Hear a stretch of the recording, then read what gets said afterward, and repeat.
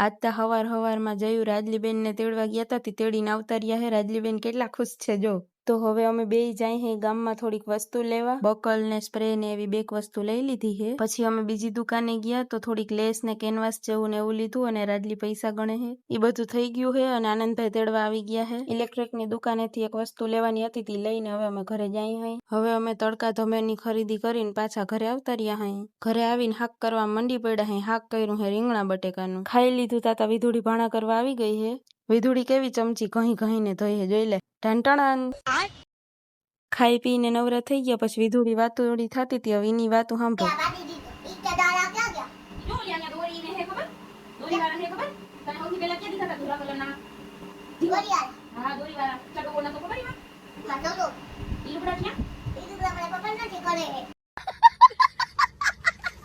તો મળી આવતા વ્લોગમાં, બાય બાય।